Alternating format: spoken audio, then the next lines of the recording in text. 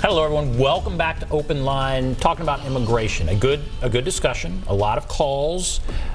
Lisa Sherman-Nikolaus is with us. Thank you for being here. And let's just go back to the phones. Let's go to Karen. Hello, Karen.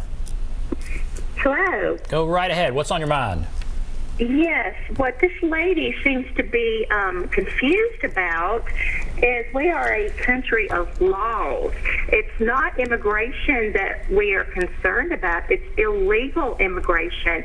To see these people, the illegals, come across our border illegally, curse our president, burn our flags, that's hard to watch. It's hard to accept, and it's hard to support.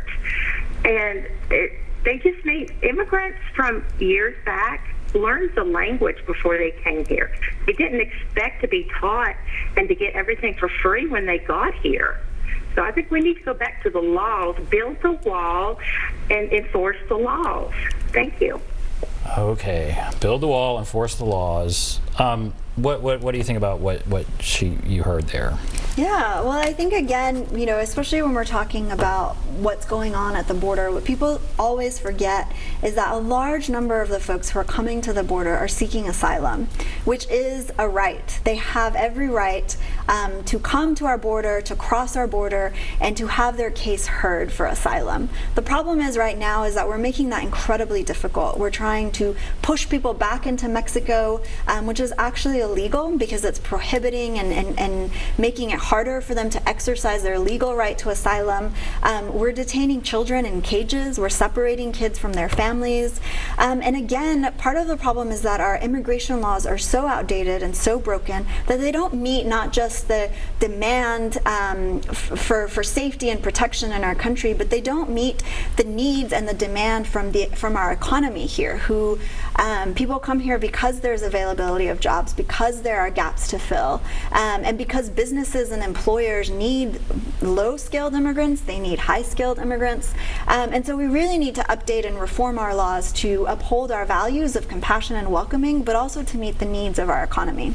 Some of what I heard in that call was real division.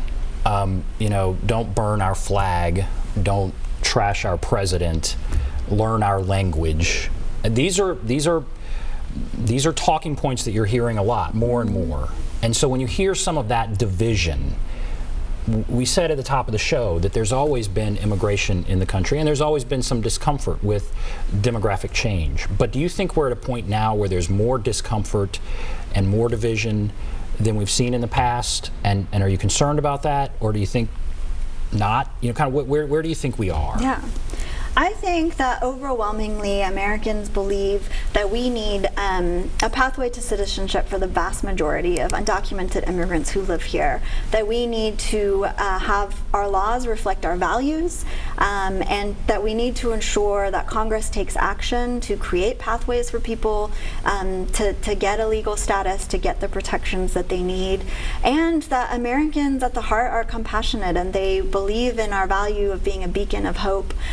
And so I think we need to ensure that we have a government that reflects those values, and that we have elected officials who try and bridge communities together and help people process their anxieties and their fears and bring people together, as one of our callers said, to have people meet each other and understand their struggles and where their values are shared. Let's get one more call in. Well, let's see. Let's not get another call in. All right, we're going to take a break. We'll be back right after this.